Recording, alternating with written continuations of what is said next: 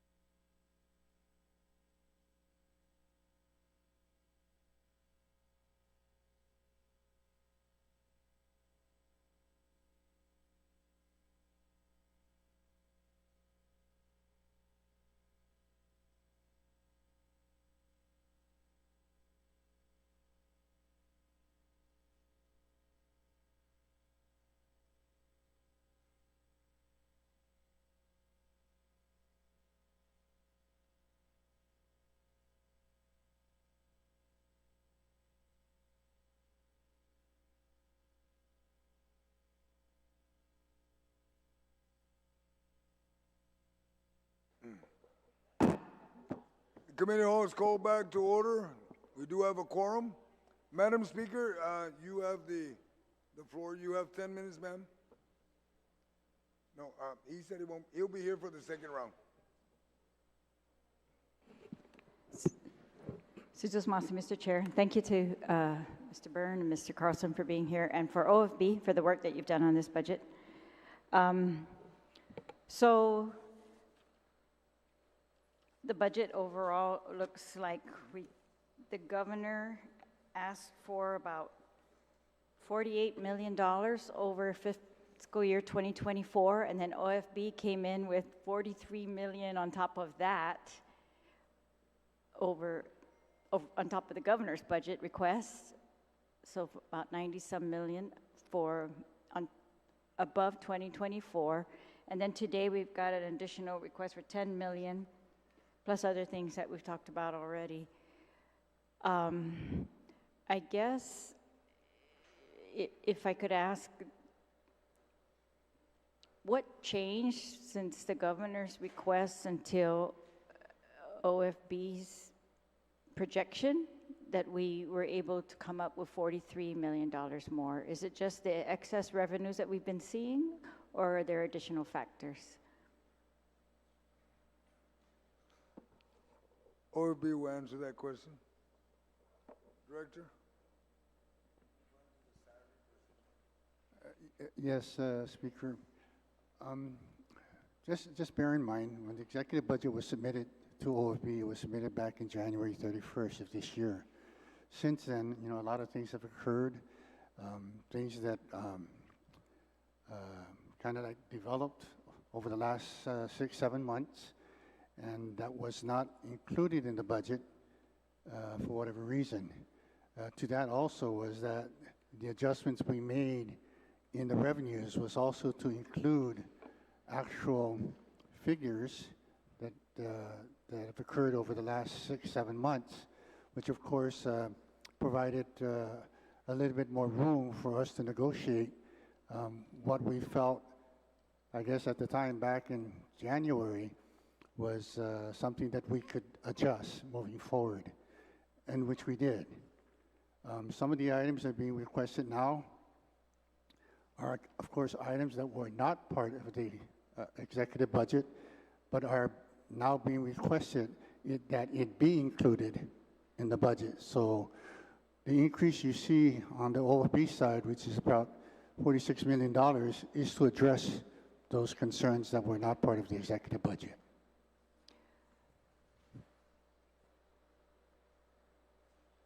But how did the revenues change? How were you comfortable to change the revenue? A couple of things. One, like I said, as we get, more defined numbers, especially in the actual collection of the revenues, it's going to support the need to change what we first anticipated back a few months ago. The other thing is, with the receipt of additional information, for example, in the Section 30, we were told that there would be approximately about a $2 million increase over the amount that was reflected in the executive budget, and that information came from BBMR. So we adjusted accordingly, felt comfortable with it, and of course the increase, the continuous increase in revenue collections over the last 6-7 months that supported our position to basically amend what we initially came out with. All right, and do you believe those are like happening because of the federal money that we have, or you think those are going to be sustained throughout the next fiscal year? I would say, Senator, is over the last couple of years, we have seen a tremendous increase in revenues year after year, at least for the last 3 years. The last couple of years, yeah, And, but we've also had that federal money. So I guess the question is when it ends, right? Next year? Yes, Upcoming. and you're right. Of course, ARP money ends supposedly somewhere around September, but I believe there's like a 2-year period to liquidate those funds. Okay.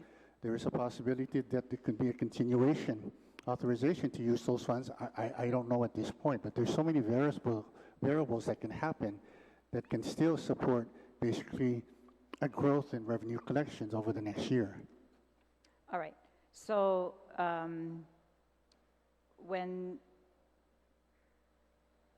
with the governor's 48 million increase from last year, we saw, you know, the priorities of where that money went. GFD, DOC, it looks like public health's budget is going up, but it's really not going up from the general fund. It went down in the general fund and is going up in the special funds. And I guess, could you just explain that?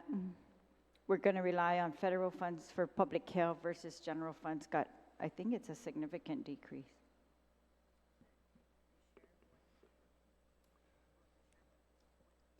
Yes, Senator. One of the significant things that changed in public health was basically the federal share, which went up tremendously. Sorry, the what? One of the things that's quite different in the upcoming 25 versus the 24 is a significant difference in the federal share. That shows an increase basically in the bottom line, but on the revenue side, the general fund side, we did increase it, but a nominal amount. What we also did, Senator, I believe in the 24 budget, one of the things that the department expressed to us was kind of like the limitations they had in the utilization of the local funds, simply because of the restrictions, some of the restrictions that was placed in the FY24 budget. And they've expressed to us that, you know, if those monies were made available, they could utilize those monies in other areas that they feel they can cover or need additional funding to meet their, I guess, current obligations.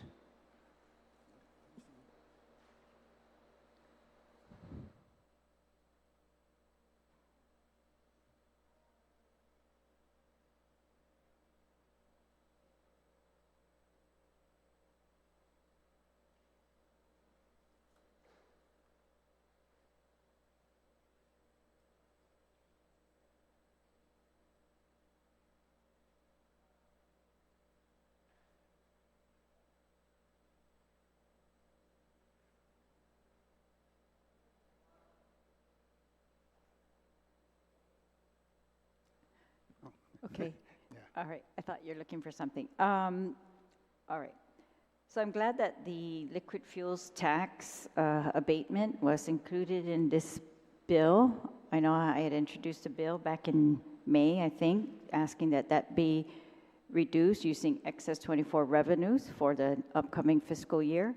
But they didn't have a hearing on that. But that is included here. So you were able to abate the liquid fuels tax. We're going to abate that going forward during FY25 for the entire year, using FY25 revenues. It was considered in our calculation on the revenue base, yes. And another thing that it's not in here, I'm going to try to find a way, and I'm going to ask Mr. Byrd and Mr. Carlson if you can help, is any infrastructure funding for the CLTC.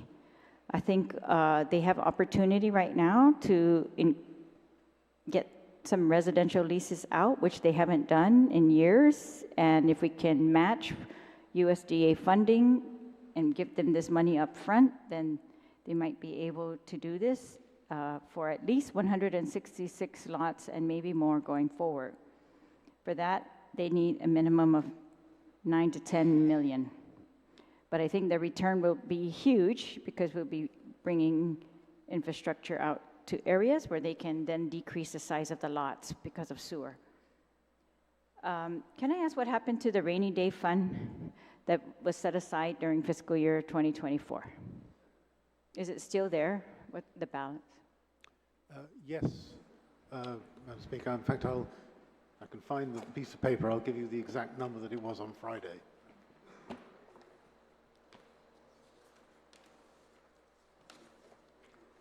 The accumulated amount in the rainy day fund is 46,408,740.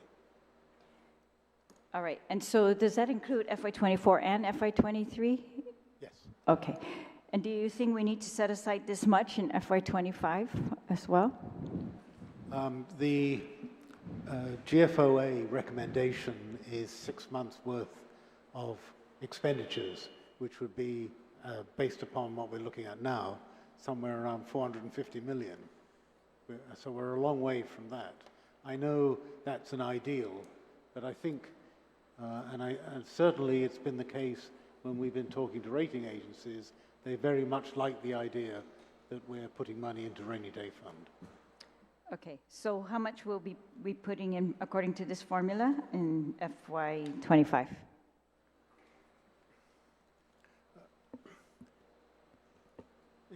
On page 3 of the draft bill, assuming no other things change, it's 18.5 million. 8 or 18? 18. 18. 18.5 million. There it is. I see. Okay, thank you. And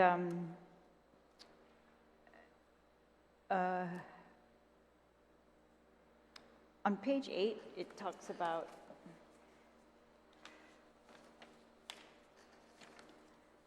on section 5C, it says that all funds in excess of the adopted revenue levels on this special fund will go to public works for flood mitigation measures, roadways, highways. This special fund is 22Q. Sorry, I didn't write it down, but it is Guam Highway Fund. Was there any amounts given to public works pursuant to that section, and how much? This was also in the last budget bill. Yes, actually I had some hard time understanding what this was, but no funds have been given so far this year. Oh.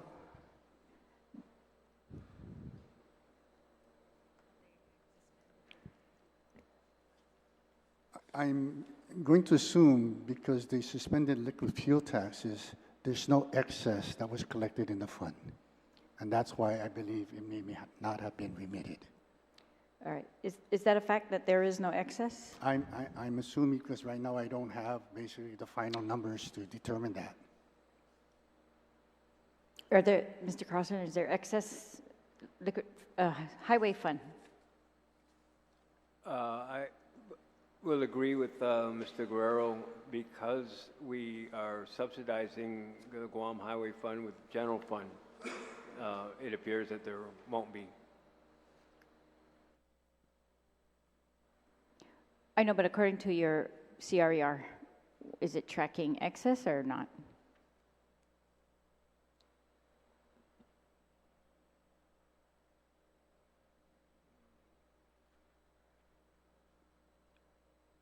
The adopted level was 17,743,000.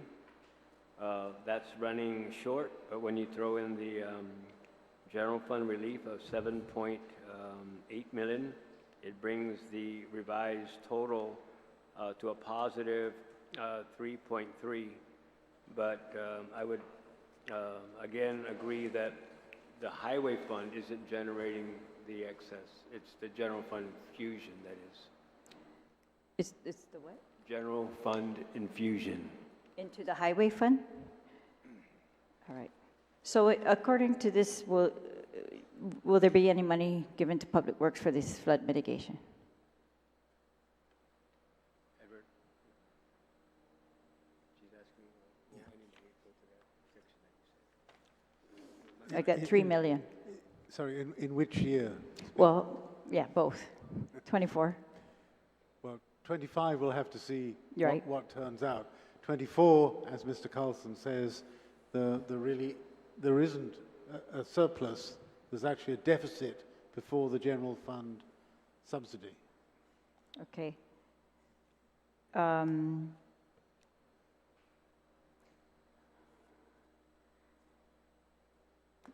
okay, so we could go to the OFB presentation. You talked about the special funds, and you talked about we're going to raise the projection. The OFB is raising the projection of the Tourist Attraction Fund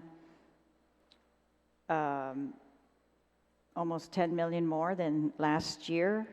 This is even more than the governor had projected. She projected 30, it's currently 26 million, governor projected 31. You want to project 35. And that's like a, if I calculated correctly, about a 19.08% increase, tourist attraction fund. And so it was explained earlier, that's because of your, I don't know, Lester said it's because we are increasing our destination product, so we are going to get more travelers. Could I ask OFB how you calculated this increase in tourist attraction fund? Yes, Senator.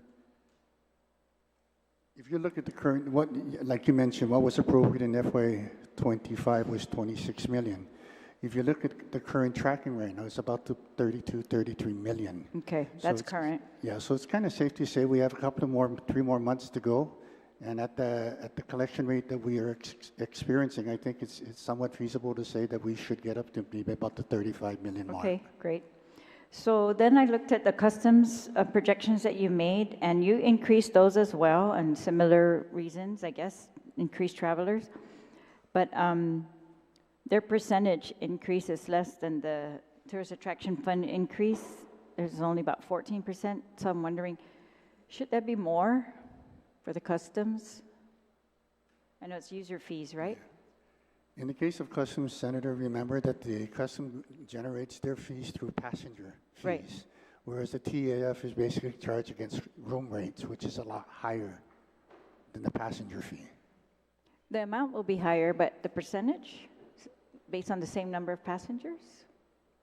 Well, if the amount that you're adding on to the customs is, for example, $5, but the amount you're adding on to the TAF is like $10, then of course you're going to see a disproportionate amount of funds in both funds. But in terms of the increase, it justifies why the increase is going up on both funds. Not so much in proportion, but there is you can justify the increase. All right. But do you think we can justify more on customs based on travelers? That would not impact the general fund. It's really a projection of increased travelers based on what we've got today, which according to Mr. Carlson is pretty low still. So we're only looking to go up, right? Yeah, what's in the Budget Act right now is about 6 million. What we're tracking is about 7.8 million. So that represents basically, like you said, maybe about a 18% increase. So it is actually in line with what we anticipate to collect in 25. If you look at the difference between what we're tracking and what we want to appropriate out of the fund. Okay, well, I guess I'm just trying to make sense. So the executive requested a certain amount for the TAF, but you guys went over that by 4.7 million. And the executive requested a certain amount for customs, which is, you kept the same amount. I'm asking why we're not going up with that one. If you're expecting more than what the executive expected when they did their projections. We also, we were in communication with Customs Quarantine, and they also looked at and said, what we're projecting is somewhat in line with what they anticipate. So again, Custom Fund has not been collecting up to par since 2019 when we had a drastic drop. And the general fund has been subsidizing basically the Custom Quarantine Fund. But we are trying to do our best working with the agencies to see what we can do, and of course with GVB, to see what we can do to basically increase the collection through tourist arrivals and whatever we can do to improve the status of the fund. But right now, I believe the $1 million that we're recommending increase in the Custom Quarantine Fund would be, I think, more of a realistic number to achieve. If we go over, great, but I don't want to go too over because the general fund is already subsidizing the fund right now. Okay, so but they'll be able to use it if we go over? Pardon? They will be able to use whatever amount is collected? I believe in the current budget bill, we do have the provision that allows them to utilize the excess. Okay. And, all right, well, I also would like to see that if we are going to be projecting excess revenues, even over this 90-some million dollars that between the governor and OFB that you guys are projecting since our current year to next year, that we allow again relief from the GPA bills. GPA has continued to say they cannot give us relief until they get this new power plant up. They don't expect that until, at very minimum, a year. So I just think that's also in line, and if we can find that money, we should do that. And earlier they talked about, I'm talking now about the governor's additional request that was sent down to us. She wants to put more money to the cultural repository. But first of all, this cultural repository does not intend it to store human remains. It is simply artifacts from military properties, for example, the Marine base, and they might use it to process human remains for the NAFTA, but they're not supposed to be storing any human remains there. They're supposed to be reburying the human remains where they are found. But didn't you already include this in UOG's increased budget? That you increased UOG's budget, and it looks like you included this amount. Yes, we did, Speaker. Any adjustments we made from the previous initial bill that we submitted in, I believe the difference of approximately $3 million did go to University of Guam. Yeah, and it was in part to fund this, right? That's correct. All right, yeah, because this is being paid for right now out of UOG, right? They're the ones who did the hiring. They're the ones who are paying the personnel. This is for personnel, correct? It's part of their operations. We put in the bottom line. All right. The OHAP, the Office for the Homeless, this is in the governor's budget, or it was not in the governor's budget, but you added a $1.3 million appropriation for the OHAP. Is that OFB? The answer for your question is it was not included in the executive budget, but in the amended bill that we submitted, we did include funding for I think about $1,030,000. We didn't fund it at the whole $1.3 million, but we did fund it for FY2025. Okay. You have a breakdown of what that's supposed to be used for that we can get? Because that's not in their budget documents. We received the breakdown of the $1.3 million. Okay. We did. Can we just get a copy of that? Sure, Yeah. absolutely. Thanks. And then this stuff that the governor's asking to restore GPD's funding for trainees, DOC's funding for recruits, GFD's funding for recruits, there are actually huge increases to GPD, GFD, and DOC in your budget requests. Do they need these additional funds to? I thought we're funding cycles in this new OFB budget, right? Yeah, the increases as you see, especially in the public safety agency senators, because the adjustment in their salary over the last year. The biggest increase you see in GPD is probably about $9 million, is to address the recent salary adjustment in uniform personnel at GPD. That was not part of the executive budget. The request there you see from the governor to restore portions of GPD, GFD, and GPD, GFD, and DOC was basically the difference we took out on the salaries for the recruits. As I mentioned earlier, we only budgeted what was basically the funding requirements for the cycles from the time they are going to start the cycle. Mr. Burns said earlier that maybe that although in the case of GPD said they were going to start the cycle in March, Mr. Burns did say that the processing of getting those positions filled will start a lot earlier.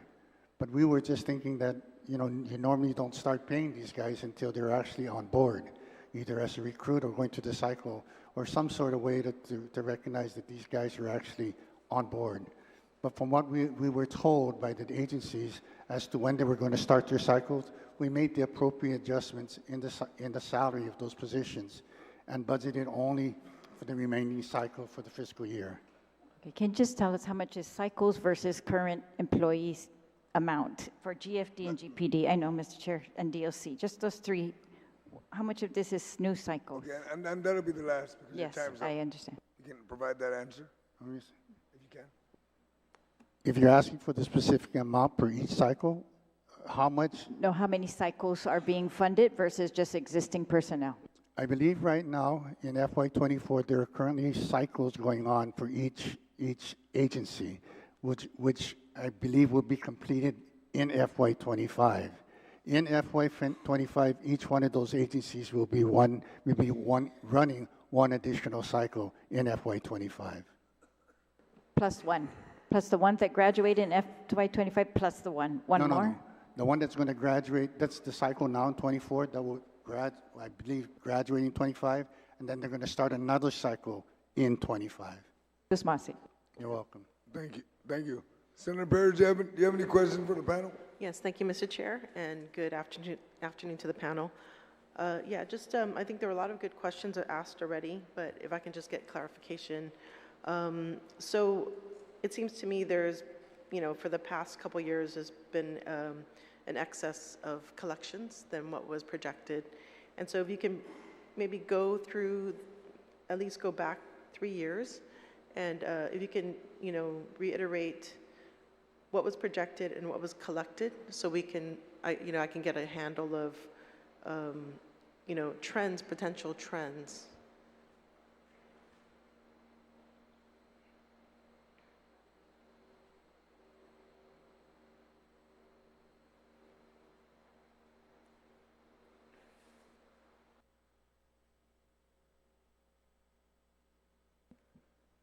For FY21, and this is based on the CER report. This is not based on the audit report. This is only a CER report. It's what we have available to us. So this is how the calculation is made. In FY21, we realized $62 million excess over FY20. In FY22, we went in excess at the end of the fiscal year by $103 million. And in FY23, right now we're tracking about $79 million. So those are the amounts that we realize, and the excess amounts over the last 3 years. And can you provide what the budget, what do we project for those particular years that you just mentioned? The comparison between what was budgeted and what was collected? What we projected and what was collected. Okay, for FY21, what we appropriated was $774 million. What was collected was $837 million, for a variance of $62 million. In FY22, we budgeted $706.8 million. What we collected was what we collected, but we also amended it, so the final number was $765 million. Then the actual collection was $868.6 million, which showed a variance of $103 million at the end of the year. In FY23, after the initial budget was amended, which was $852 million, we actually collected $931 million, with a variance after adjustment of $79 million. And that was for FY23. Okay. And so this year, you're projecting, what is it? or for this coming year, Where's 24? you're projecting a 900, is it 94? Or what is your, I guess the budget is here. What we budgeted for FY24, Senator, is $909 million. What we are collecting right now is $1.03 billion,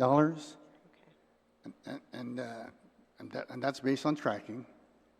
Okay, yeah, thank you. And the variance right now is about $121 million. 21, okay, thanks. Yeah, I just wanted to get a bigger eye picture of what to expect economically, because I know we've been receiving huge amounts from the federal government, which I think has been helping with the economics for Guam. And, I just want to see, maybe perhaps further down the road, what would happen, let's say all these funding is completed, and I just want to make sure that we're ready for that time, right? But it looks like we have a good outlook for this coming year. The question too that I have is, I know tourism is still recovering, right? And that's one of the industries that we really need to bring back to ensure, I guess, stability, economic stability. And I guess that's my question in regards, I know my colleague asked that question about the projections for the Tourist Attraction Fund. Can you clarify at what level are we compared to COVID, pre-COVID times, as far as, visitors? What level are you projecting for this year? If I recall, Senator, pre-COVID time, I believe 2019, total visitors arrival was 1.6 million. That figure drastically dropped, I believe, in 2020, when COVID actually hit, almost to about 300,000. We are slowly up, and the latest figures I got from GVB is roughly about 800,000 is what they're anticipating for FY25. Okay, what percentage is that?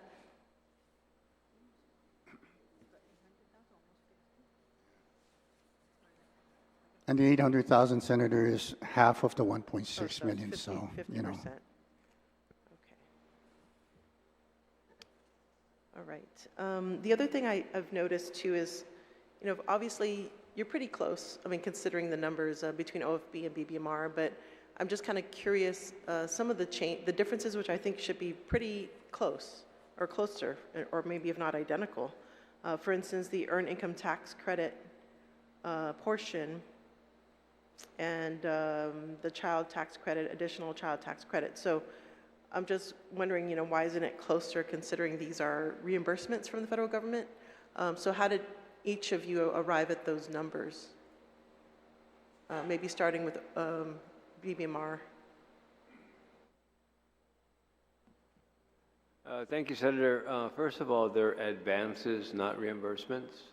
And the amount, I think Mr. Byrne spoke about that earlier with respect to the income tax total. Again, when we give you information in January, it's the best numbers that we have at the time. It's been six and a half months of time that's passed, and more recently, OFB has conferred with revenue tax to refine the numbers, and therein lies, where numbers vary. And it's the same thing with the general fund. We know more now than we did in mid-January when we were starting to put the executive budget request together, and therein lies more information, more data, better numbers to be able to be guided by. Okay, and so, but you're saying, basically you're deferring to OFB because they have a more recent information, is that correct? Yes. Okay. And then those advances, if I could ask this of OFB, so first of all, do you concur with what was just said? Yes. We just worked with a couple of weeks ago with DRT. I received data regarding the most recent payments in EITC, ACTC, CTC. So we utilize a 3-year average, which is consistent with what we've been doing the past 3 years. So Okay, but it was just said that these are advances. So, yeah, so what are the advances based on? we're actually basing on, because they're going to receive their advance, but also they said if they're going to spend more than what is provided, federal government is just going to reimburse them. Whatever, it's just whatever they're going to use to pay the EITC, ACTC, and CTC. So we utilize actual payments. That's based on DRT's recommendation. Okay, thank you for that. And so the 44 million set aside, can you explain, because eventually we're going to get that, right? The 44 million, is that correct? Because it's Actually, supposed to be covered 100%? 44 million is what we expect the general fund to cover if we want to pay out tax refunds at the same level we're paying now. So if you see, there's an estimate of 175.6 million for total tax refunds. And if federal government's going to cover EITC, CTC, and ACTC, general fund requirement is only 44.1 million. But eventually that's going to come back to us, right? The 44 million? No, it's only the federal reimbursement portion. So this is what we need to set aside to meet the requirement to pay all tax refunds at a level of 175 million. Right, but Yeah. there's going to be delay in that reimbursement because if I'm not mistaken, this was supposed to be covered by the federal government. Allow me to try and clarify this one. So EITC and CTC are income tax credits. The federal government, under that federal legislation, needs to pay us what we pay out, but they give us of it in advance so that we can pay out tax refunds quickly rather than having to wait.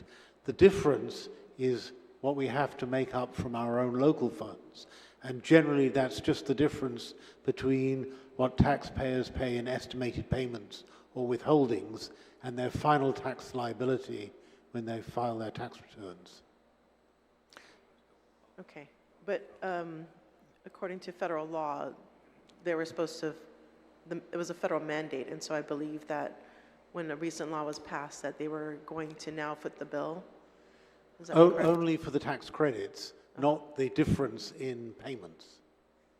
Okay, the credits. Okay, so not all of the tax payments are credit worthy. Correct. Okay, yes. gotcha.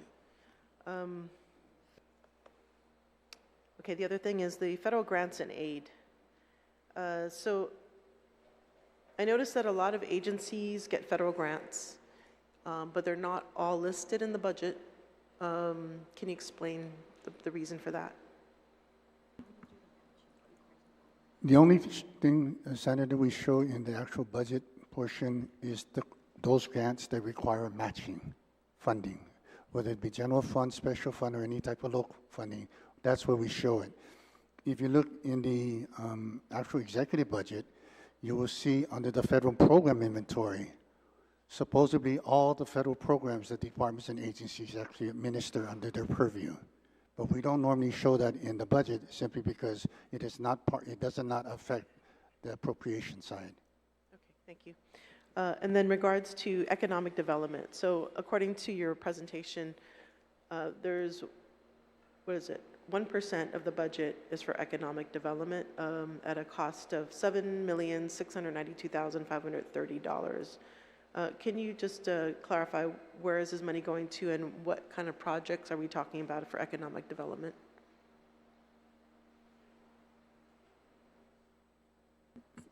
Give me a second, Senator, I'll pull it up. So what these guys?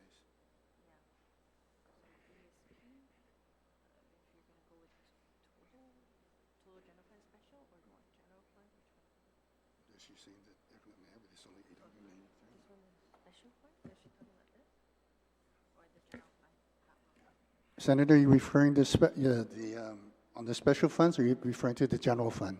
General fund, but yeah, you're right, there is also the special fund as well, which is a 0%, well, it's 0 point something percent.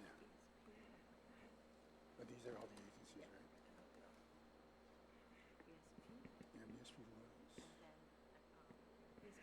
right?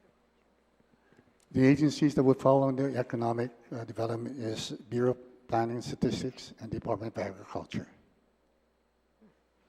Those two will share a total amount of $7 million.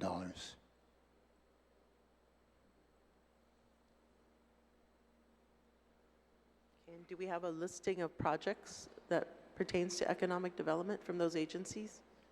I'm sorry, can you repeat So your? what exactly are we funding for economic development? This is strictly the operation of both agencies.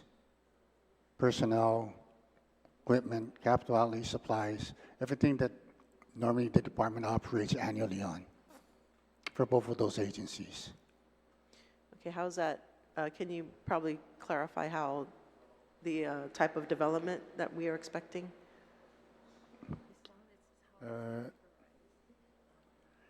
It depends, Senator. I mean, each department basically operates several programs.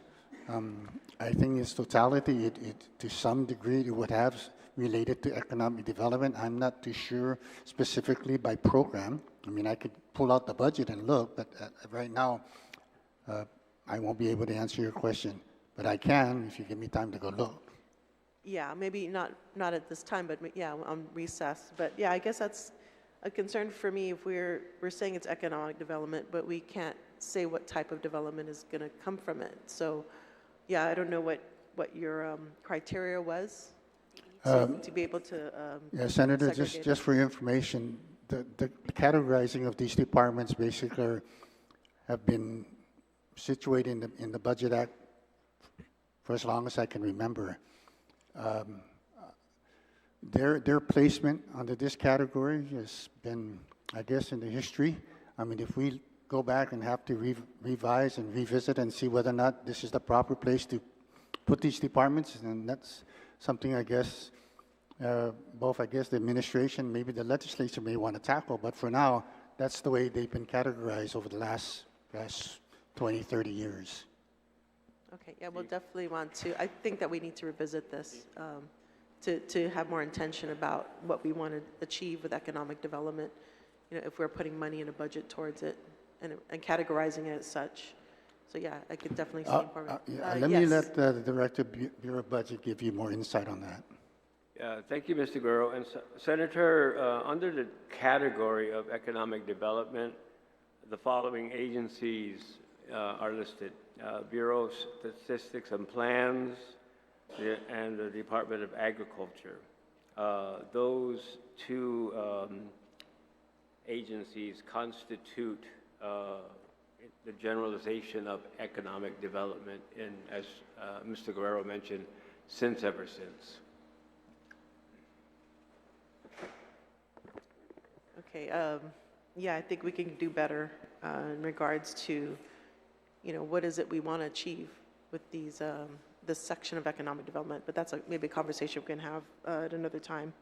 The other thing that was brought up was liabilities, and we just heard from Mr. Carlson about the non-compliance in which the airport authority, maybe if you can reiterate what you said, because some of the collections, basically from my understanding is that collections that happen at the airport need to stay within that authority, and there might have been a lapse at some, I think 2015 was the year you mentioned, and I believe you said $15 million. Did I hear that correctly? Basically, there was a federal requirement that any increase in aviation fuel over the 4 cents a gallon was supposed to go to the airport because it's aviation related. When that federal mandate came down, and I believe it was in 2015, we never adhered to it. And the FAA, we're trying to get relief. We've been trying for years to mitigate this. We basically thank OFB for apportioning the 8 cents in aviation fuel, 4 cents going to the Guam Highway Fund, and then the other 4 cents will be remitted to comply with federal mandates to the airport. But throughout the years, we've accumulated a $9.2 or $9.3 million liability with the FAA. Okay. Mr. Guerrero, are you familiar or are you aware of any other liabilities that we should, that we need to consider in addition to what we just heard? At this point, Senator, no.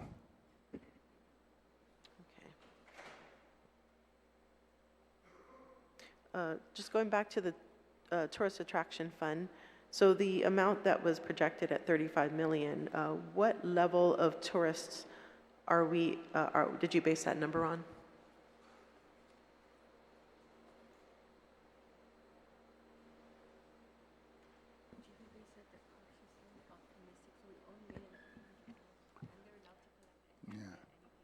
Right now, Senator, we are tracking about 780 passengers. Okay. However, GVB has indicated to us that that amount can reach up into the 800,000s by FY2025. And the amount that they collect basically is kind of like, you know, it's variable. I mean, if the tourism number goes up, of course, hopefully we get a corresponding increase in the fund. If not, we hope to not go below what we're tracking right now, which is almost the same level of what we're trying to estimate the fund to collect. Okay. All right, thank you for that. The other question regarding credit card fees. Do we have a breakdown of the credit card fees, how it's used? Is it particularly payment of income taxes, or is it used in other types of payment, for instance, like licenses, permits? Currently, it's used in any type of payment that the taxpayer or fee payer desires. Okay, and do we have a breakdown of where it's coming from? No. No, okay. No, we don't. Would it be almost, is it possible to segregate that information, or it's just kind of How would you like it segregated? Oh, just maybe by category of, is it income tax? Is it, you know, licenses, et cetera? We'll take a look at that and Okay. get back to you. All right, thank you. I think those are my questions for now. Thank you, Mr. Chair. Thank you, Senator Burris. Madam Vice Speaker. Thank you very much, Mr. Chair. Good afternoon to the panel for being here. More importantly, thank you for your presentation this morning. A lot of the questions as it relates to the revenues projected in the substituted bill was already talked about. I'm going to go ahead and start with this question. According to the June CRER, the government of Guam is tracking for the general fund to collect about $35 million more than the total projected in the substitute bill. So to both OFB and BBMR, what is the likelihood that the government of Guam will collect more than $994 million in the general fund during 2025?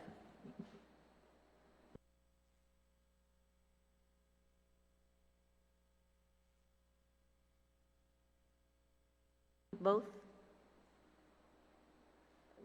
BBMR? I feel very comfortable, very confident we will.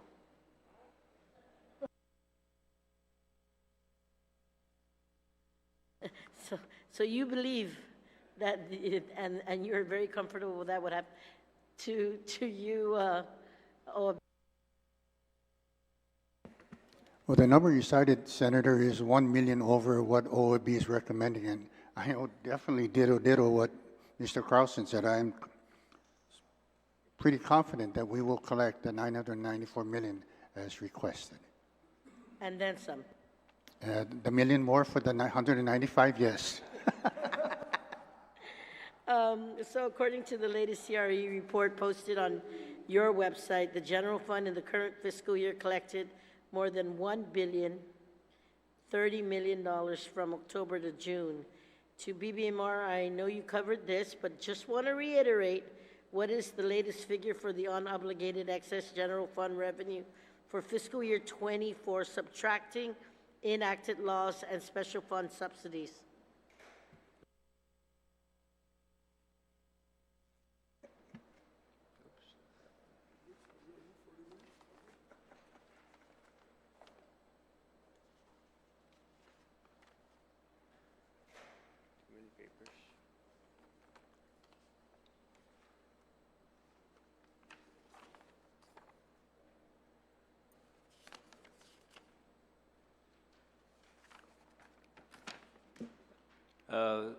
Senator, minus everything that you stated, the net unobligated projected general fund amount is $27.3 million.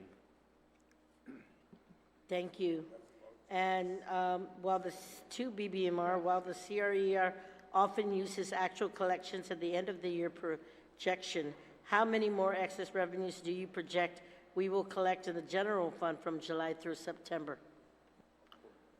When we give you the appropriation allocation report October 15th, those are the numbers that we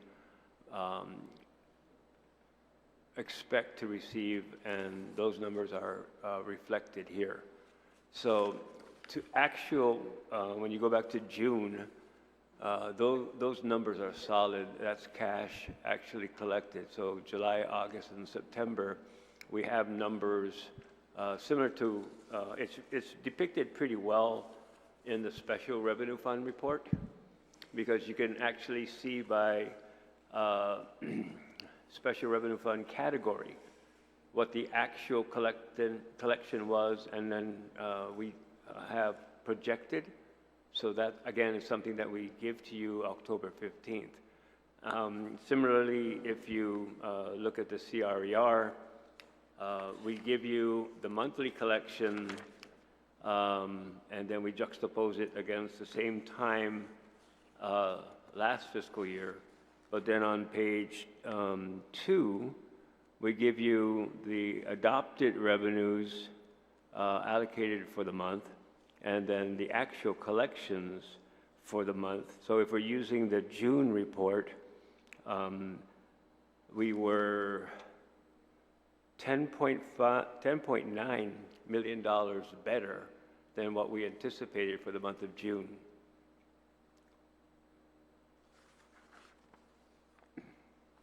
Thank you, I appreciate that. And to OP, what is your office projections for excess general fund revenue from July through September?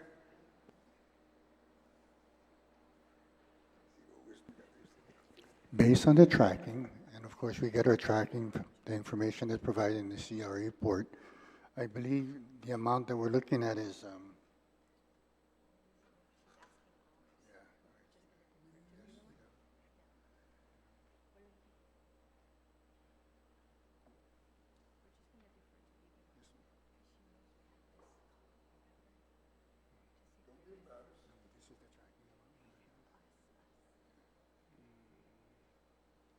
what BBMR is tracking centered is about 906. We're talking about FY25 or 24? Oh, 24. Yeah. So what we're tracking, and this is FY24, is about $960 million in the general fund.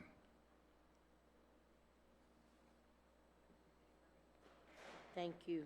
I'm going to shift gears here. There was a recent court case concerning the tobacco taxes. Has government of Guam begun collecting revenues from this? If not yet, when will we realize any revenues from this case? Open, I guess, PBMR.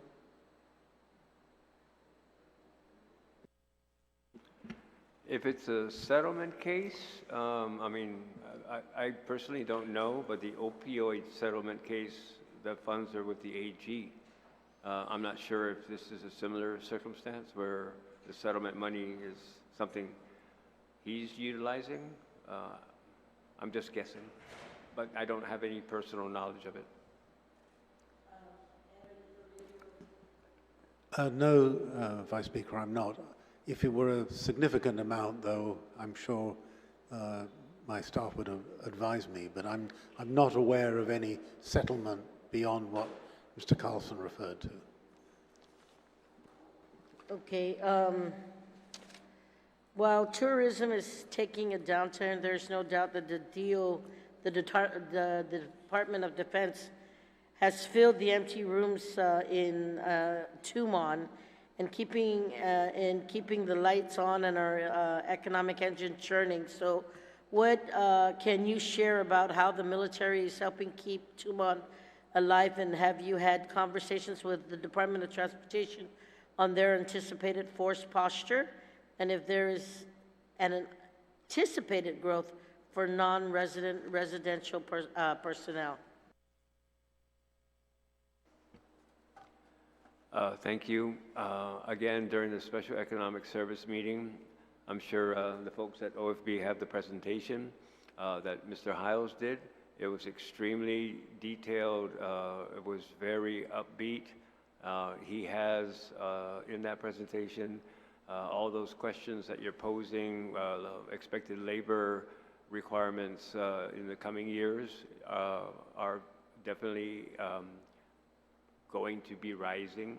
So everything that Mr. Hiles put together it is very detailed report.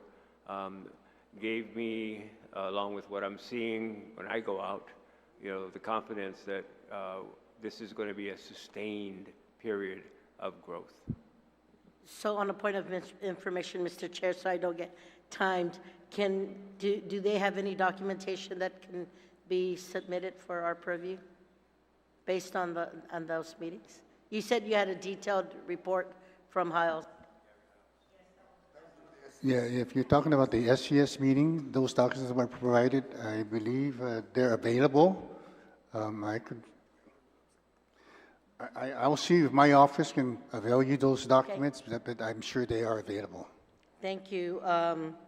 The provision for tax refunds in this substitute bill is $44 million. The adopted levels for this revenue set aside was $57 million in 2024 and $62 million in fiscal year 2023. To DOA, how much in tax refunds has the government paid this calendar year so far, and how much historically has been totally paid out in a full fiscal year?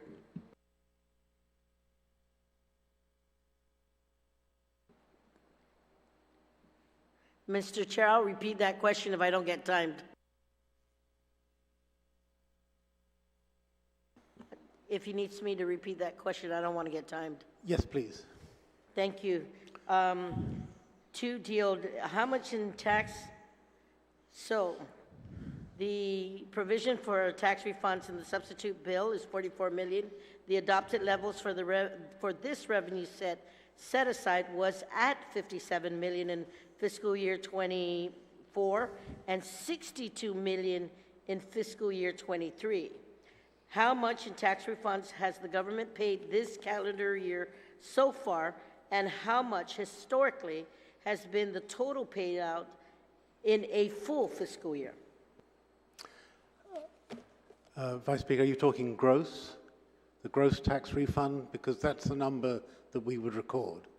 Yes. It's round about, I would say about 110 million in the calendar year. Okay. And in a full year, it tends to be complicated by the fact that you're paying out sometimes prior year refunds, but it approaches that 170 million or something like that you're seeing as the gross amount in the budget bill. to OFB and BBMR, why has this set aside been shrinking? And what effect, if any, does it have on the ability to pay the pace of paying the tax refunds? Because it looks like it's...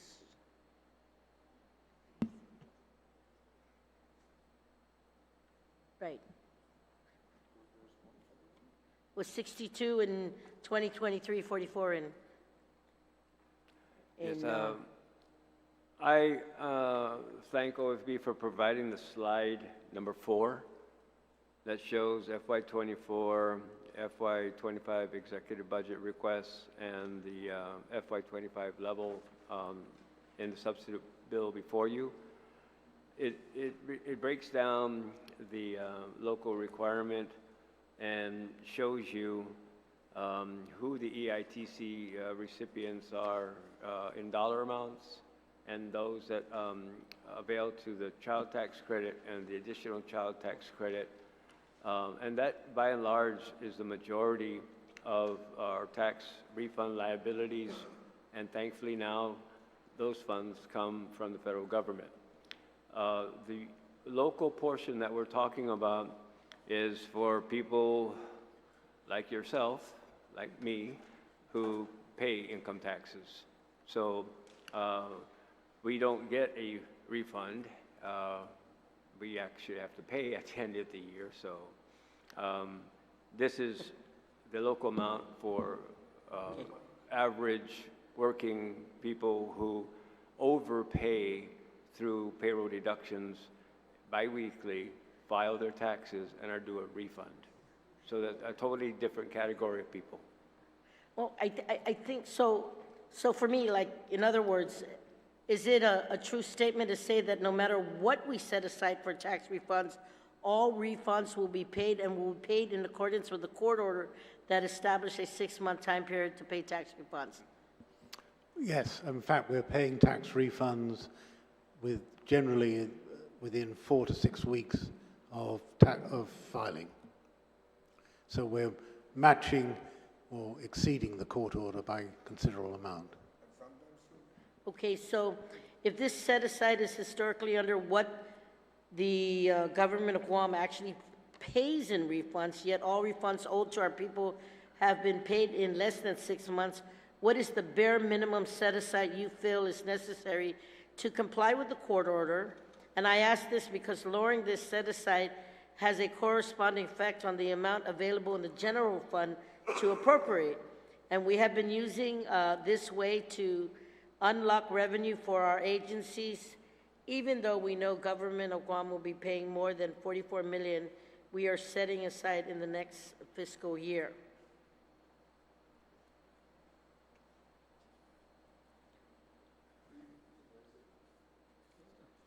Lester. Both.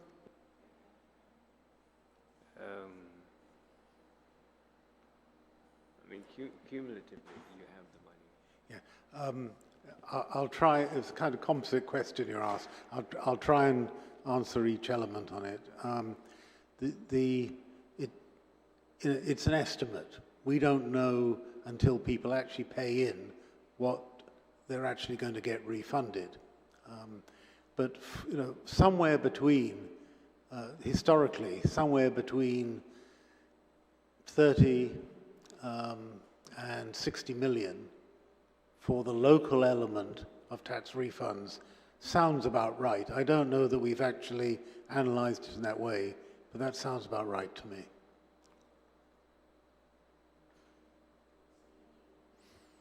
Steve, do you have a perspective on that?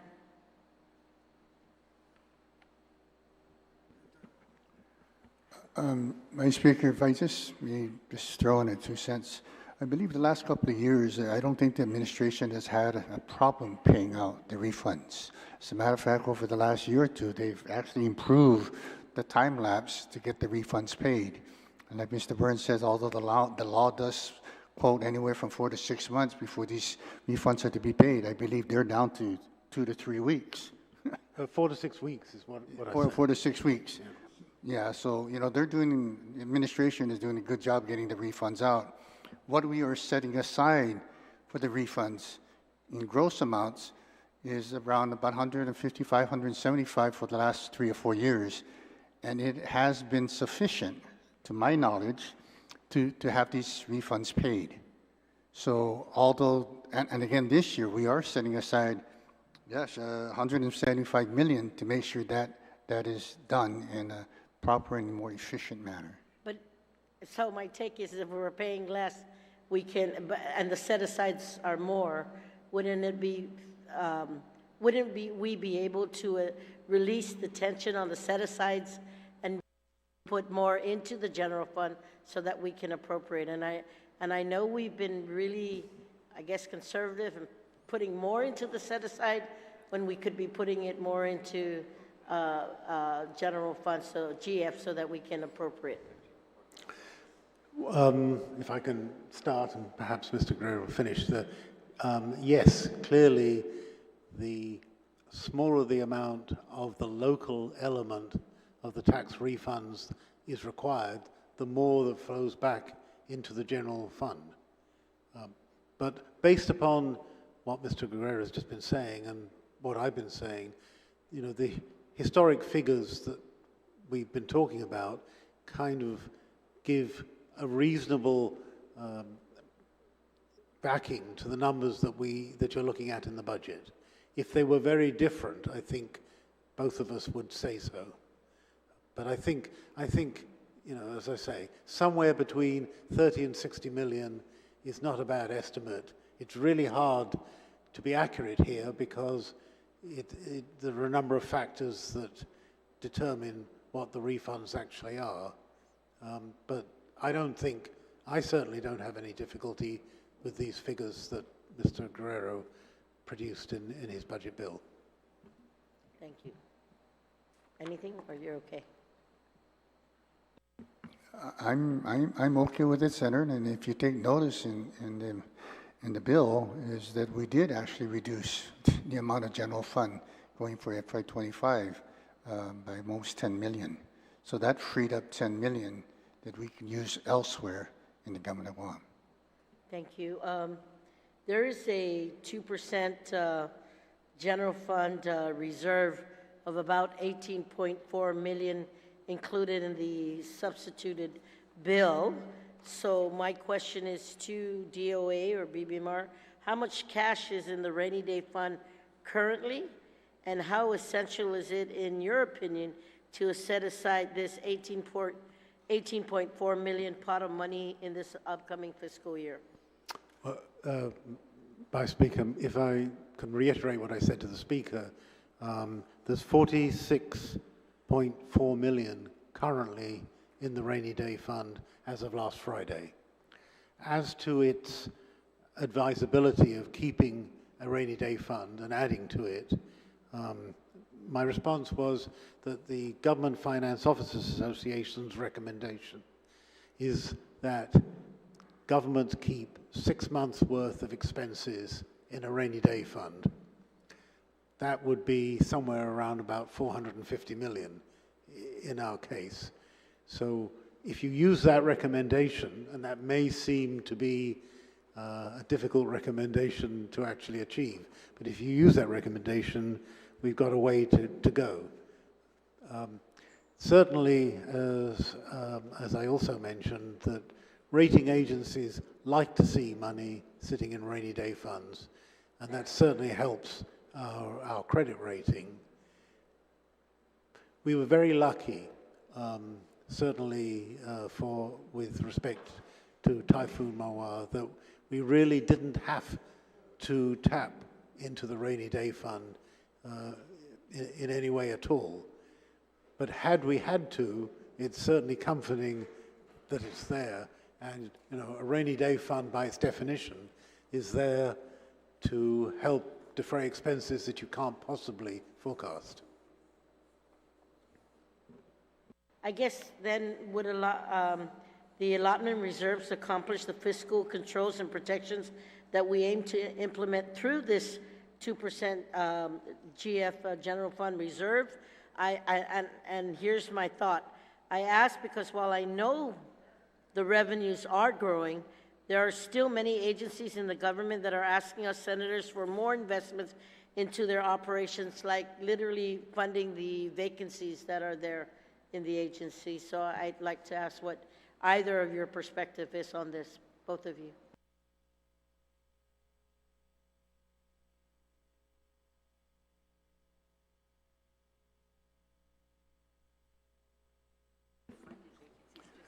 Senator, just for your information, we funded vacancies in the Budget Act, in the budget bill. But what we also do is, we went back and, like we do every year, we go back and reassess the operation of the department. And every year they come in and they explain to us that, these positions are critical, and we don't doubt that. But for me, if this is the third year I see a position in the budget that's still vacant, there's something wrong. And I don't think, and there are some exceptions, difficult to, higher type positions, yes, but for your just general type of positions, my instruction is that, if they can't fill these positions in a, I guess, acceptable time frame, then, it's my belief that these funds can be reprogrammed elsewhere for the department, and not taken away from the department, but maybe just reprogrammed elsewhere within the department for better use. There are some situations that we do reduce the budget from the the funding of the department because of these vacancies, but we move those fundings to elsewhere, again, for critical needs. So, but to your statement, we do fund vacancies, and if you look in the budget bill, positions have been funded. And just going back to that, Mr. Chair, isn't it true, though, Steve, that some of the vacancies remain vacant because they are unfunded and have been unfunded for several years? You're absolutely right. And this is my point.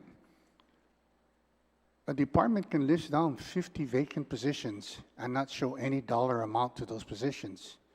It doesn't mean it's critical. Because I'm just trying to tell the agencies, you need to request for positions that are reasonable, that you can fill. It is the wish of departments in the past, and I'll tell you this, historically, departments have listed positions in their staffing pattern and expect to fund them, knowing darn well they can't. What happened to all those funding? All those funds, it just kind of stays in the department, and through other restrictions or other means, they'll never get the opportunity to use them. So what I'm trying to stress to the agency is request for a funding level that you guys know you're realistic and it's achievable. Don't ask for 30 positions and then come next year, you're still showing 25 vacants. So, I give and take. I understand there's some difficulty in recruiting them. But, gosh, I think 2 years is long enough to go through that process. Yeah. Thanks, Steve. Mr. Chair, if I may, just based on that, there are a couple of line agencies that really worked on if somebody retired through attrition, that those positions became vacant. And as the government continues to get better and we continue to grow with organic growth and all that, I just think that some of the agencies, like, I'll give an example of Department of Parks and Recs, some of us, health, education, and safety are usually the most critical areas that need to be filled in those agencies, but just as important, agencies at Parks and Recs who takes over 78 parks, historic facilities and places, and had literally a decade and a half ago had probably over 400 employees, now down to less than 10%. And I only bring that up as an example, Mr. Chair, because those positions, and if it's the request of OFB to say that, okay, if they really want those vacant positions filled, then request again, and then I'm going to go back to those agencies and have them request it, because it is that important. And if you want to add yes, OFB and BBMR? May I just add that, we have difficulty filling positions in the government of Guam. We share that difficulty with almost every other government around the world. There's certainly a growing skepticism, if you like, maybe not quite reluctance, skepticism about working for governments. And actually, there's also a general feeling that people don't want to have a job for life. They want to make life choices as they go along. So when we compile lists for government agencies, many of those lists aren't complete. We release the list to the agency so that they can attempt to fill those positions, but I've seen a couple, even last week, that only had one person on the list, rather than the 5 that we're supposed to put together. So that creates vacancies. The funding issue, is not what I'm addressing, and Mr. Guerrero did, but we do have difficulty, especially in some agencies, and those agencies tend to be the ones where people aren't actually just sitting in an office. It's where they have to go out and do things like Parks and Rec, that we do have difficulty filling those positions. Thank you. Lester? Yes, if I may. There are 2 things that I highly encourage agencies to do. One, if you know that you have a separation, somebody is retiring, then that GG1 for separation should be accompanied with a recruitment GG1 to backfill the position. So I tell everybody, okay, so where's the GG1 to fill, the position, or if it's like a police sergeant, right, then you should be able to recruit or elevate somebody to that position. And in the exercise of preparing the executive budget request, we understand what OFB is looking for. So we encourage our agencies in the first quarter of the fiscal year to really hustle to try to get recruitments for vacancies, so that when we give the staffing pattern for the agency and OFB takes a look at it, they'll see a remark that we have recruitment in progress, because they already initiated the recruitment with DOA, and there's a list, there's a notification to fill the vacancy, so that Steve feels better, I feel better, Edward feels better, that we're doing our level-headed best to maintain government services, fill vacancies, and not leave everybody short-staffed. Thank you very much to you both. Mr. Chair, I do have more questions. I'll save it for round 2. I really appreciate the time for the panel to share their answers to me on the questions I have asked.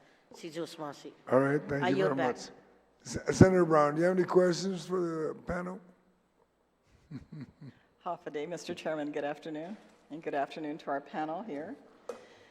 I did want to ask, just to give us a perspective, if your committee, Mr. Chair, would have a breakdown, I guess, with our audited budget expenditures for the last maybe 3 or 4 years, just to give us an idea of how much the budget has gone up every year. I understand the revenue has, but my main concern as we look at the budget is sustainability.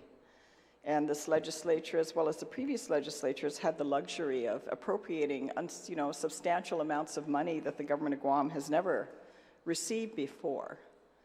And certainly, while it might be coming in now, the concern is, will it continue to come in every year? And will we be able to sustain the obligations that we've added, including, significant increases in cost of personnel with the increases that have been provided in the last couple of years leading up to the last election? So is that something your staff has readily available, Mr. Chair, to provide for us? I think the OFB should be able to respond. Okay. Okay, Senator. We can start, I guess, from fiscal year 21, give you at least a 3-year going back. Yeah, I got it here.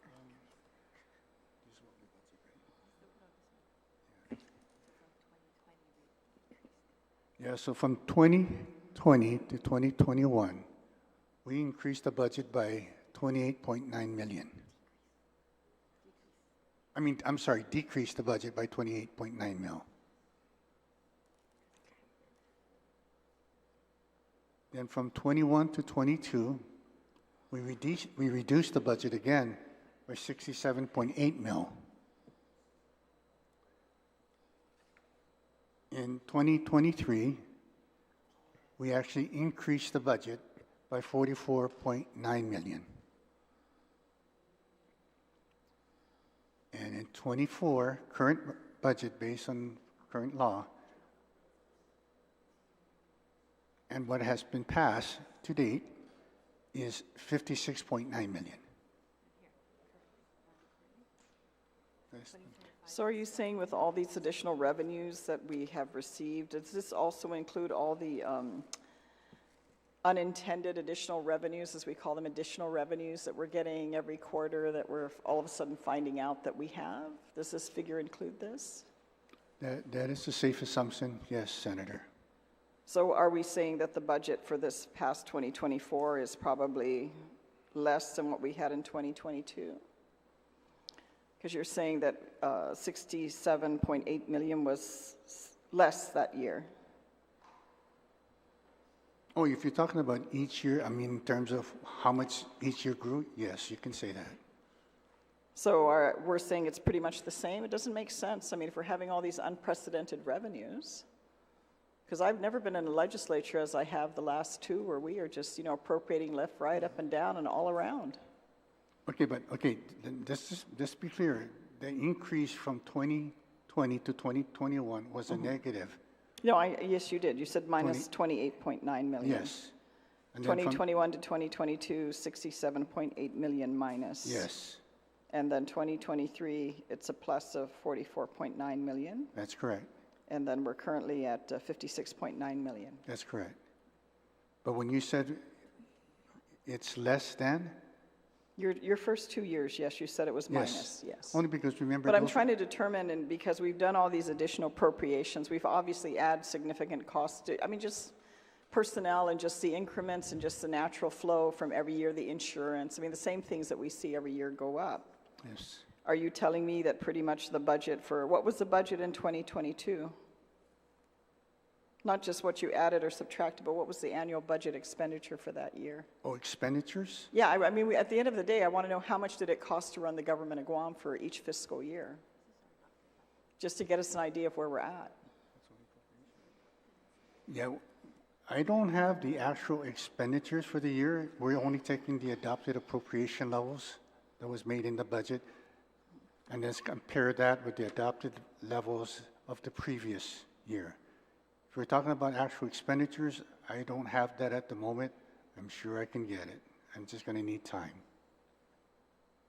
Okay, well, Senator Frank Blas has handed me a listing here that kind of shows an example, and if he doesn't mind, Senator Frank, if I can elaborate just quickly. In FY2015, it says here we spent about 870, I'm just going to round the numbers off, 874 million. 2016, 900 million. 17, 938 million. 2018, 959 million. 2019, 956 million. 2020, 954 million. 2021, 950 million. 2022, 937 million. 2023, 1.022 million. 2024, 1.168. And here we are now, 2025, we're looking at $1.3 million in increase.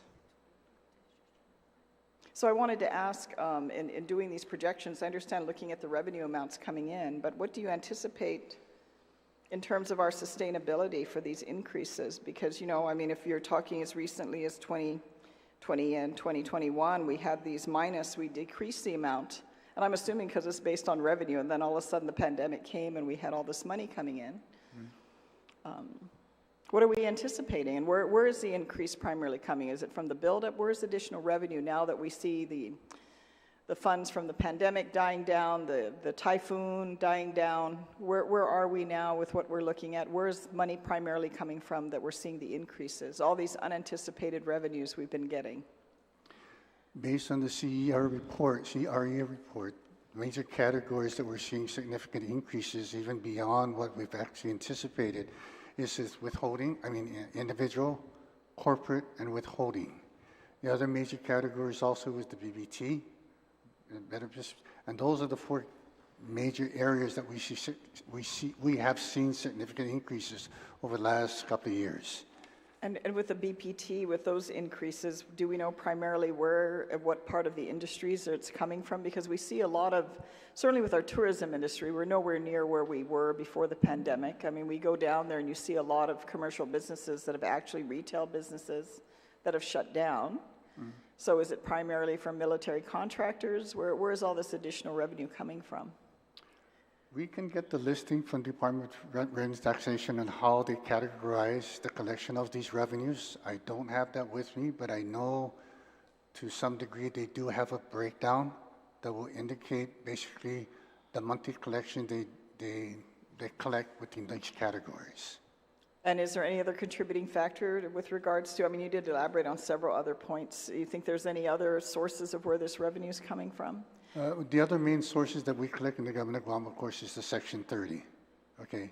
But other than that, it's just basically those four major categories.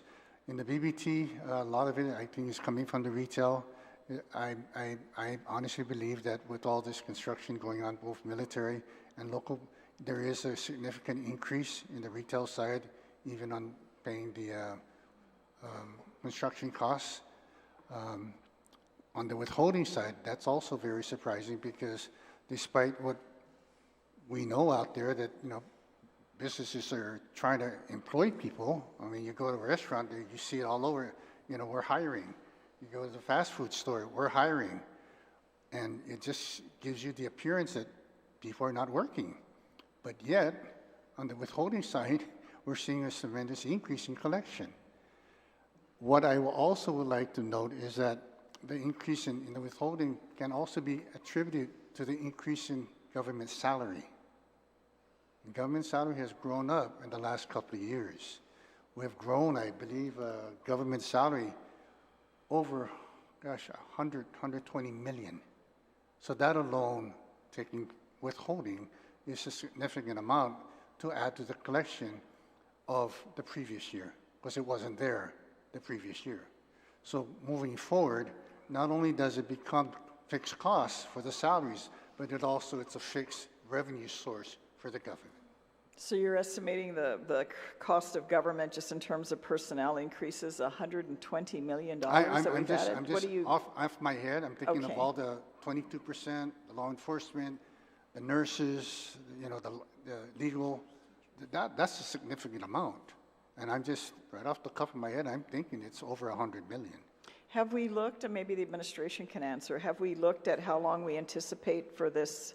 I mean, the buildup's gonna, I mean, there's always military projects, whether we have this current buildup or not. We always know they're gonna be upgrading a hangar at Anderson or whatever they're going to be doing. But how long do we anticipate this additional revenue? How long do you think the buildup will continue? Because, you know, pretty much once they complete the base up there, yes, we'll have additional military personnel here. Yes, perhaps that will contribute to increases in Section 30, but how long do we anticipate to maintain this? When we left the last administration, we were looking at a 10-year window. What are you looking at now in terms of the information you have available?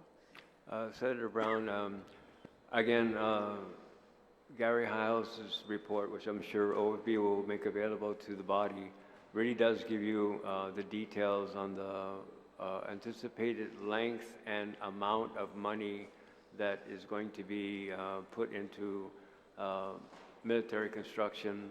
And we're not even factoring in, or maybe his report does, but the significant damage that occurred up at Anderson Air Force Base. We're thinking about Camp Blas, but Anderson suffered severe damage and needs to be, you know, quite honestly, rebuilt.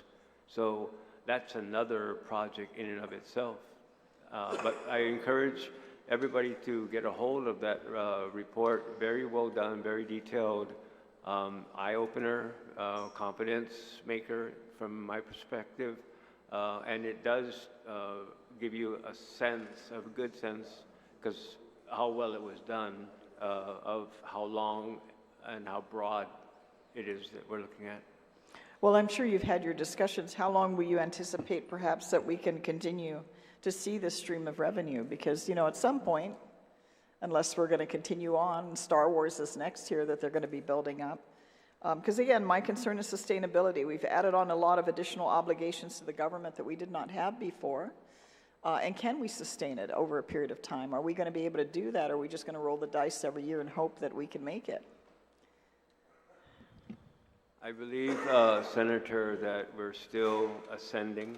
We haven't plateaued yet, and we're certainly not anywhere near anything that goes down. We're really in this trajectory right now.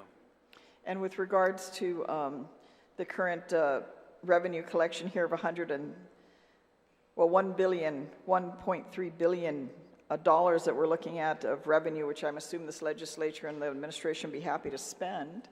What are we looking at with regards to, in terms of the sustainability of these amounts?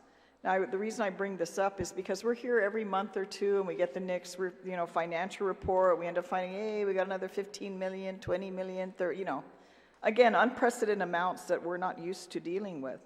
How sure can we be with regards to the estimates we're getting today? Because I'll tell you, it makes no sense to me, and I've been in this business a long time. I started 30 years ago in this hall, not this hall, but the hall down the road here. We just have never had this. We have an estimate, and, I understand, we're kind of putting our finger in the wind and going, okay, this is what the legislature thinks, this is what the administration thinks, then we sit down and kind of say, okay, this is what we agree to. But then we come back every few months, we say, oh, this is unanticipated revenue, and then we're sitting here spending any, pet project we have. Again, is that the responsible thing to do? Because I'll tell you, talk to people out there, do they feel any safer? Is our school system any better? Well, we're struggling right now to get the rest of the schools operating. Healthcare, let's not even go there, right? How many of us probably, if we had the opportunity, would go off island if we had a serious health issue to address? So how does that happen? I mean, it's just out of the sky? Because if we keep saying that, we're going through all this exercise right now, Mr. Chair, to determine the revenue, right? We used to wrestle over that. And then, what comes out in the next month or two is, I just like to know what we're going to have so that we can do responsible appropriations, because I'll tell you, I see it all the time. The flurry of bills to appropriate here, there, and everywhere. But, is that responsible financing for the government? How can we be sure with the information that's being provided? Because this past fiscal year and the year before, we're pulling a bunch of rabbits out of the hat. How much confidence can we have? Or are we going to have another month or two from now, next financial report, yes, CRER, we got another 20 million we didn't know about.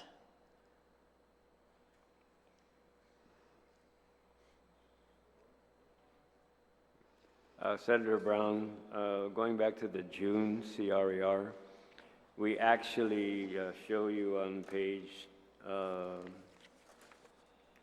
3 that we collected through the period June 30th, $909 million. And if we hit July, August, and September's baseline numbers, we're projecting we will collect $1.03 billion. So what the utility of the report gives you an actual cash in hand accounting from the month that we're reporting. It also juxtaposes what we anticipated on the previous page and what we actually collected, and you can see it by different categories. And as Mr. Guerrero said, it's a significant amount of withholding taxes and BPT. So we have people employed, we have people whose wages are being withheld for withholding tax purposes, and we have people that are going out and spending money out in the community. And when you take a look at the revenue number and then the category, you should have a better sense of what's happening, and it's not a projection when we give you the CRER. It is an actual accounting of monies collected for the month that we're reporting. So are you anticipating that the revenue figures we're looking at are solid, or are we going to get, again, unanticipated revenue? Is there still money going to be floating out there in the next year that you're I mean, I don't mind if, 100 here, a few thousand there, a couple 100,000 here and everywhere, but, by the millions. I mean, are we that off in our anticipating revenue? Or we just really don't know what's going on out there? And I'm not complaining about the money coming in. That's kind of nice, but, I don't think we're making solid decisions, especially during this time of the year when we actually have to appropriate the budget for the entire government of Guam. Because all you're doing is giving us more pet project money to appropriate so we can stand up and smile and say, yay, look how hard we worked. Boy, we did some heavy lifting, my people of Guam. Please vote for me. I don't see it exactly that way, ma'am. When we come before you and the body feels comfortable about passing, like in this case here, an amount for the general fund, that is a decision that is made through discussions like this, with hard questions like yours, and I appreciate that. But the amount that the legislature actually adopts, and then when we give you the appropriation allocation report and show you what we expect that amount to be collected over the course of 12 months, then we give you the cash report that shows you this is what we anticipated, this is what we actually did, and the excess, we haven't had a month where we have been below the anticipated collection level since, like 2 years ago. So you're conservative in your budgeting. That's been very apparent because the revenues that came in over the adopted level are a testament to being conservative. And I think everybody here should feel good about that. The fact that we're outperforming the adopted budget is a function of the economy, and the economy is doing very well. Does the administration have any plans to roll back the BPT? No. Or are we still, No. We don't. We're going to hold on to every penny. No, that's not the reason. You mentioned earlier health care. You mentioned earlier, do you feel safe? You mentioned priorities that we need to fund, and I agree with you. You said it, and I agree with you. Have we done the appropriations we need to improve health care? Or are we just giving GMH a subsidy? Have we made investments ever since the adoption of the new stricter sanitary permit regulations for public health to give the schools the money to come in compliance before we started getting into this mess? The answer is no. But do we have the means? We probably should start beginning the means to be able to get us ahead of the game to address the concerns that you started out with. And I agree with your concerns. Well, interestingly enough, the budget doesn't reflect that entirely because we have, expectations of appropriations in a whole bunch of other areas. And even though we've had such a wash of money going through the government that's also been unprecedented, I think most people would say they still don't see those improvements. So interesting that the administration still doesn't want to address the rollback that could benefit everybody here that consumes and purchases things in this community. But with that, Mr. Chairman, thank you for the opportunity to ask the questions. Thank you, Senator Brown. Colleagues, we will recess until 9 o'clock tomorrow morning. I just ask my colleagues if we can, I hope we have a quorum at 9 so we can start out and start moving along. And the director of BBMR won't be here, but director of DOA will be here to answer all the questions. And we'll begin with Senator Guåhan first thing in the morning. Thank you. We're recessed until tomorrow morning, 9 o'clock.